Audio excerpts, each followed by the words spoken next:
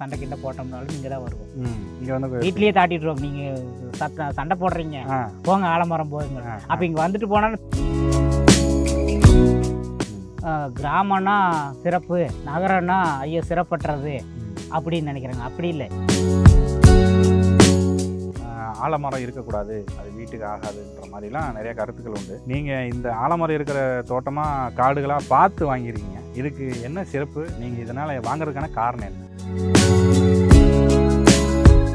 9 மணிக்கு என்ன சமையல்னு யோசனை பண்ணுற சம காலத்தில் 9 மணிக்கு போது எங்கள் டீப் ஸ்லீப்பில் இருக்காங்க.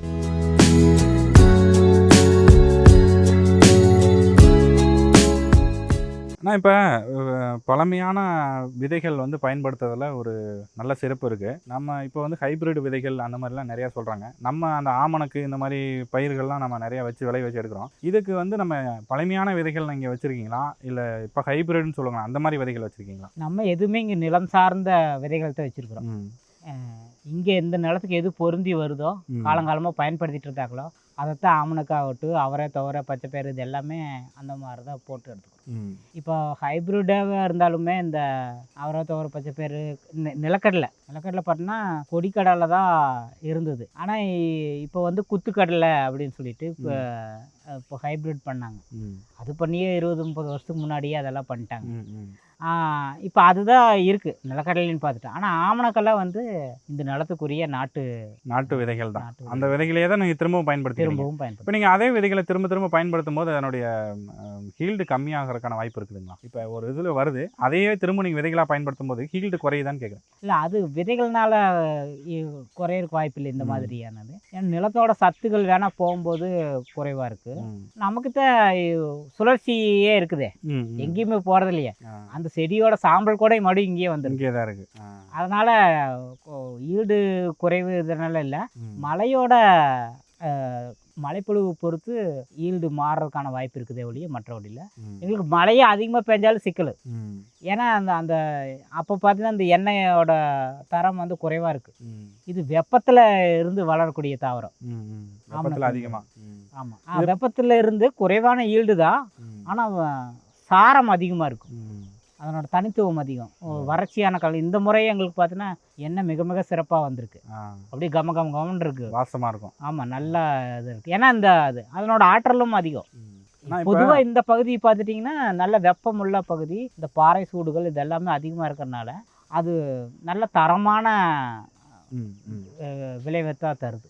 நல்லா இருக்கும். ஆனால் இப்போ நீங்கள் இவ்வளோ தூரம் இயற்கையாக இருக்கிறத வச்சு கேட்குறேன். இப்போ நீங்கள் நம்மாழ்வார் அவர்களெலாம் சந்திக்கிறதுக்கு உங்களுக்கு வாய்ப்பு கிடைச்சிதுங்களா, இல்லை அவரை பற்றி உங்களுக்கு என்ன தெரியும் அதை பற்றி கொஞ்சம் சொல்லுங்கள். இல்லைங்க, நான் ரொம்ப ஆவலாக இருந்தேன் போய் வானகமெல்லாம் போகலான்ட்டு. ஆனால் எனக்கு என்னோட பணிச்சூழல் போகவே முடியல. நான் 1 மாதம் பயிற்சியாவது போய் எடுக்கணும் அப்படின்றது. அப்புறம் இல்லை, வெறும் காணொலி மூலமாகவும் அப்புறம் அவங்களோட தொண்டர்கள் இருக்காங்கள்ல அவங்களோட இதில் தான் இன்னும் வரைக்குமே போனதில்லை. அந்த மாதிரி நிறையா பேர்த்தோட அனுபவம். நான் 15 ஆண்டுகள் அங்கே இருந்தாலுமே இந்த தேடல்லையே இருந்தேன். வெறும் காணொலி மூலமாக தான் பார்த்துக்கிட்டேன். அதனால தான் நான் வந்து இந்த இன்டர்வியூ கொடுக்குறதே வந்து ஒரு காலத்தில் நான் தேடிட்டு இருந்தது, என்னால் போக முடியல. அப்போ கடைசிக்கு இந்த மாதிரியாவது மக்களுக்கு போய் சேர்த்து என்னமா தானே யாரோ ஒருத்தர் தேடிட்டு இருப்பாங்க, அவங்களுக்கு போய் சேர்த்து இருந்தால் நம்ம இந்த தர்றது. உங்க வீடியோஸ் ஏகப்பட்ட வீடியோஸ் இருக்குது. முதல்ல ஆரம்பத்தில் கொடுக்காம இருந்தேன். ஏன்னா நம்ம இன்னும் அனுபவத்தை சொல்லணும் அப்படின்னு தான் நான் ரிசைன் பண்ணி அதற்கு பிற்பாடு இந்த வாழ்க்கையை ஆரம்பிச்சு பிற்பாடு தான் கொடுக்குறாங்க. ஆனால் இப்போ எதிர்காலத்தில் மக்கள் வந்து இப்படியே இதே சூழ்நிலை தொடர்ந்து நீடிக்கும் போது இயற்கை விவசாயத்துக்கு வர்றதுக்கான மக்கள் வரலாமா, இல்லை அவங்க வர்றதுக்கான வழிவகைகள் எவ்வளோ நாள் கழிச்சு வர்றதுக்கு வாய்ப்பு இருக்கு? எல்லாரும் கட்டாயமாக வந்தே ஆகணும். இப்போ இருக்கிற வளங்கள் நீ எல்லாமே கிடைக்குமான்னு தெரியாது. ஏன்னா பெட்ரோல் ஆகட்டும், டீசல் ஆகட்டும், மின்சாரம் ஆகட்டும், இதெல்லாம் இதே அளவுக்கு நீ வருங்காலத்தில் கிடைக்குமாங்கிறது மிக மிக குறைவு. இப்போவே போர் சூழல் இப்போவே வந்து நமக்கு என்ன சொல்லிட்டு இருக்காங்க, எல்லாமே கம்மியாக பயன்படுத்துங்க. இப்போ பெட்ரோல் விலை ஒரு 4 நாள் 5 ரூபா அதிகமாகிடுச்சு. நாளைக்கு கிடைக்காமையும் கூட போகலாம். இப்போ எல்லாமே நம்ம பெட்ரோல் மையமாக வச்சு தான் நம்ம வாழ்வியலே இருக்குது இல்லைங்களா. பெட்ரோல் இல்லைன்னா நீங்கள் இங்கே வந்திருக்கவே முடியாது இல்லைங்களா. நாளைக்கு இது இல்லாமல் போகுது, டிரான்ஸ்போர்ட் இல்லாமல் போகுது. அப்போ என்ன ஆகுது? நான் இப்போ நீங்கள் மாட்டு வண்டிலாம் வச்சுருக்கீங்க, மாட்டு வண்டிகள் பயன்படுத்துகிறீங்களா இல்லை? இல்லை தயார் பண்ணிகிட்ருக்குறோம், மாடுகளுக்கான காளைகள் வாங்கி பண்ணலான்ட்டு. அப்புறம் நமக்கு தான் நீர் பற்றாக்குறை, தீவன பற்றாக்குறை அப்படிங்கும் பொழுது நான் இன்னும் பண்ணாமல் இருக்கேன். அதுக்கு தயாராகணும். நமக்கு ஃபஸ்ட்டு அதுக்கு தீவனங்களோ அதை பராமரிக்கிறதுக்கான சுச்சுவேஷன் இருக்கணும். ஆமாம். ஆனால் இதுக்கு முன்னாடி நாட்டு மாடுகளை வச்சு சோரொட்டி பண்ணிகிட்டு இருந்தீங்க, அதுலேயே வந்து திருநீர் பண்ணிக்கிட்டு இருந்தீங்க. இப்போ திரும்பவும் பண்ணுவீங்களா? திரும்பவும் பண்ணுவேன். இப்போ மடிக கண்ணுக்குட்டிகள் கொண்டு வந்துடுவேன். நண்பரோட தோட்டத்தில் தான் இருக்குது, நான் கண்ணுக்குட்டி கொண்டு வந்துடுவேன். நாட்டு மாடுகள் தான். அது இந்த மலை ஏறி போய் எல்லாம் மூலிகைகளை சாப்பிட்டு வருது. அதுவே போயிட்டு வந்து. ஆமாம், நாங்கள் அந்த திருநீரை பெருசாக எதுவும் இணைக்கிறதே கிடையாது. அந்த சாணமே மூலிகை தான். இப்போ அதுவே போய் மலைகளில் போய் மேய்ஞ்சிட்டு வர. ஆமாம், மேய்ஞ்சிட்டு வந்துட்டு. ஆனால் இப்போ இன்னொரு முக்கியமான கேள்வி, இவ்வளோ தூரம் நீங்கள் எல்லாமே பண்ணிங்கனாலுமே கூட, எல்லா தேவைகளும் உங்களுக்கு இது மூலம் பூர்த்தி அடைஞ்சாலுமே கூட, பணம் இல்லாத வாழ்க்கை உங்களுக்கு எப்படி இருக்குது? அது மக்கள் மற்றவங்களை விட உங்கள்கிட்ட பணம் இல்லாத வாழ்க்கை எப்படி இருக்குது? நிறைவாக தாங்க இருக்குது. எனக்கு இப்போது பணம் இல்லைனாலும் என்கிட்ட பொருள் இருக்கே. பணமே இல்லை, பணத்துக்கு பதிலாக பொருளாக வச்சுருக்கேன். என்கிட்ட இப்போ பணம் கிடையாது, என்கிட்ட பாரு தாவரங்கள் இருக்குது, உணவு இருக்குது, அடிப்படை தேவைகளுக்கு தானே அது பூர்த்தி ஆகிக்குது. இப்போ நம்ம வாழ்க்கையில் ஆசைங்கிறது என்ன, தேவைங்கிறது என்ன? அதான் தேவை பார்த்துட்டிங்கன்னா, நம்ம வாழ்வியலுக்கு அடிப்படை தேவைகள், உணவு உண்ணுக்கிறதுக்கு, நம்ம வாழ்கிறதுக்கு அடிப்படை தேவைகளாக கருதப்படுற நீர், உணவு, மருத்துவம், கல்வி, இது எல்லாமே பார்த்திங்கன்னா நம்ம நிலம் சார்ந்து இருக்கிறது. இது எல்லாமே தேவைகளில் போகுது. நம்ம நிலம் சார்ந்து இல்லாமல் இருக்கிறது எல்லாமே வாண்டடில் வந்துடும், தேவையில்லாதது நமக்கு தேவைப்படுதுன்னு சொல்கிற மாதிரி. ஆமாம். ஆனால் இப்போ நகர வாழ்க்கையா இல்லை கிராமத்து வாழ்க்கையா, இளைஞர்கள் இல்லை இப்போ இருக்கிற மக்கள் வந்து ஒரு இதை பற்றியும் ஒரு தவறான புரிதலோ இல்லை அதை பற்றி மாறுபட்ட கருத்துக்களோ இருக்கும். நீங்கள் வந்து கிராமம்னா என்ன, நகர வாழ்க்கைன்னா என்ன, நீங்கள் ரெண்டுலேயுமே இருந்துட்டு வந்ததுனால கேட்குறேன்.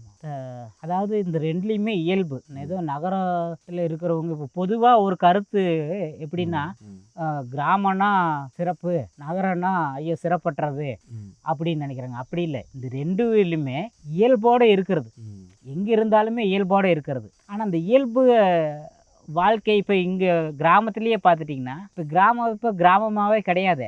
கவனிச்சிருக்கீங்களா? கிராமமாகவே கிடையாது. என்னைக்கு இந்த கம்யூனிகேஷன் வந்து எல்லா பக்கம் பரவலாக்கப்பட்டுச்சோ, அங்கங்கே இப்போ கிராமத்தில் இருக்கிறவங்க இப்போ ஃபுட் ஆர்டர் பண்ணி சாப்பிட்றாங்க. சரிங்களா? அந்த அளவுக்கு வந்துடுச்சு. அப்போ இயல்பு தான் நம்ம பார்க்குறோம். அப்போ இயல்போடு இருக்கிறது நானாக இருக்கணும் அப்படின்னா அது இந்த கிராமத்து வாழ்க்கையை பொருந்துது. நகரத்து வாழ்க்கை நான் ஒரு யாரோ ஒருத்தருக்காக நாம் இயங்க வேண்டியதாக இருக்குது. ஆனால் இப்போ பொதுவாக வந்து நம்ம தோட்டங்கள்லையோ இல்லை நம்ம இருக்கிற வசிக்கக்கூடிய இடங்கள்லையோ வந்து பார்த்திங்கன்னா, ஆலமரம் இருக்கக்கூடாது, அது வீட்டுக்கு ஆகாதுன்ற மாதிரிலாம் நிறைய கருத்துக்கள் உண்டு. நீங்கள் இந்த ஆலமரம் இருக்கிற தோட்டமாக காடுகளாக பார்த்து வாங்கியிருக்கீங்க, இதுக்கு என்ன சிறப்பு? நீங்கள் இதனால் வாங்குறதுக்கான காரணம் என்ன? நல்ல கேள்வி. எனக்கு உண்மையாலுமே வந்து இந்த நிலம் தேர்வு பண்ணதில் எனக்கு ஆலமரம் ரொம்ப ரொம்ப பிடிக்கும். அதனால தான் நான் இந்த இடத்த தேர்வு பண்ணது. அது ஏதோ ஒரு பெரிய ஒரு கோட்டை மாதிரி இருக்குது. இந்த மரத்தில் இருக்கிறது எனக்கு வந்து ஒரு பெரிய கோட்டையமாக இருக்குது. வரும்பொழுது ஒரு நீங்கள் எந்த மாதிரி மனச்சிக்கல்கள் இருந்தாலுமே மரத்தடியில் வரும்பொழுது அது ஒரு சிக்கல்களை போக்கக்கூடியதாகவும் இருக்குது, தெளிந்த சிந்தனை கொடுக்கக்கூடியதாகவும் இருக்குது. அது சிறு வயதில் இந்த விழுதுகளில் ஆடுனது தானே, அந்த ஏக்கமும் இருக்குது. அதனால் நான் இதை தேர்வு பண்ணேன். ஆனால் இப்போ பொதுவாக ஏன் வந்து வேண்டாம் அப்படின்னு சொல்கிறாங்கன்னா, இது நல்லா பறந்து விரிந்து வளரக்கூடியது. அப்போது நீங்கள் வேளாண்மை பண்ண முடியாது, அந்த நிழல் இருக்க இடத்துல வேளாண்மை பண்ண. ஆமாம். அப்போ நம்ம தான் அது பண்ணுறதே இல்லையே, நமக்கு இது பரவிட்டு. அப்புறம் பார்த்துட்டா நமக்கு ஒரு அந்த காலத்தில் எல்லாமே வந்து இந்த மரத்தடியில் தான் வந்து பஞ்சாயத்தே நடக்கு. ஏன்னா இங்கே வரும்பொழுது சிந்தனை தெளிவு அடைவாங்க.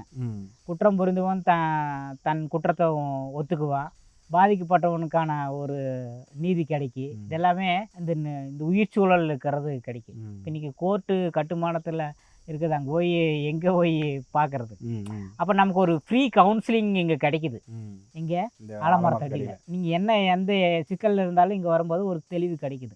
அது எல்லா மரங்களும் கிடைக்கும். பொதுவாக ஆலமரம் நான் ரொம்ப விரும்புறதுனால அது எனக்கு ரொம்ப பிடிச்சமான இருந்ததுனால எனக்கு பொருத்தமான இடமா. நீங்கள் எப்போலாம் இங்கே வருவீங்க இல்லை இங்கே அடிக்கொருக்கா வர்றது உண்டா இந்த இடத்துக்கு? ஆமாம், வந்து எப்போ வேணாலும் குழந்தைகளை இப்போ நான் சில நேரம் வீட்டில் ஏதாவது இது சண்டை கிண்டை போட்டோம்னாலும் இங்கே தான் வருவோம்.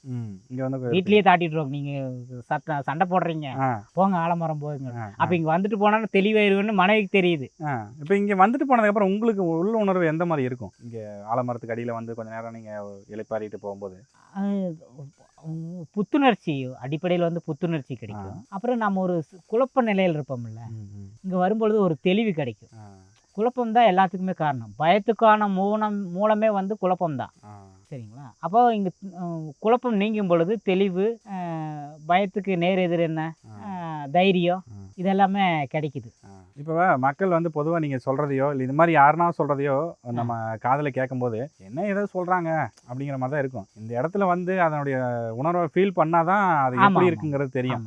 அதுக்கு வந்து நீங்கள் வித்தியாசமாக அதாவது ஒன்று சொல்லணுன்னா என்ன சொல்கிறீங்க மக்களை இந்த மாதிரி யோசிக்கிறவங்களுக்கு? நம்ம எப்பவுமே கருவிகளோடையே இருந்து இயந்திரத்தனமாகவே இருக்கும். ஒரு உயிருள்ள சூழலில் வரும்பொழுது இப்போ நான் வெறும் ஆலமரத்தடியில் மட்டும் இல்லை, பல்லாயிரக்கணக்கான பூச்சிகள் இருக்குது, குருவிகள் இருக்குது, ஒரு பெரிய சமூகமாகவே இருக்குது. அப்போது அதுகளோட நம்ம உறவாடக்கூடிய ஒரு இடமா இருக்குது. அப்புறம் கருவிகளோடயே இருக்கும்போது எங்கே கருணை வரும்? இப்படி இங்கே இருக்கும்பொழுது கருணை தானாக வருமா? அன்பு தானாக கற்றுக் கொடுக்கணுமா? இந்த மதம், எல்லா மதங்களும் அன்பு கருணை தானே போதிக்குது. அது மிக எளிமையாக தருதே, நம்ம இதுக்கான சூழலே இல்லாமல் போயிடுதில்ல. அப்போ மரங்களை தேடி கொஞ்ச நேரம் போய் அங்கே இருந்தே பாருங்களேன், அனுபவிச்சு தான் பாருங்களேன் அதனோட சூழல். ஆனால் இங்கே வந்து நம்ம மொபைல் பிடிச்சிட்டு உட்காந்துட்டுனா நீ இந்த சூழலுக்கு எந்த நேரத்தில் மொபைல் பயன்படுத்துவீங்க? பெரும்பாலும் வந்து நான் 6 மணிக்கு மேலே பயன்படுத்துறது இல்லை. ஆனால் இந்த இரவுல நான் இந்த வான் கவனிக்கிறதுனால அந்த குறிப்பெடுக்கிறதுக்கு அதெல்லாம் நான் பண்ணிட்டு இருப்பேன். ஆனால் வீட்டில எல்லாம் பார்த்துட்டிங்கன்னா 7 மணிக்கு தூங்கிடுவாங்க எல்லா பசங்களுமே. எல்லாருமே 8 மணிக்கு பொழுது டீப் ஸ்லீப்பில் இருப்பாங்க.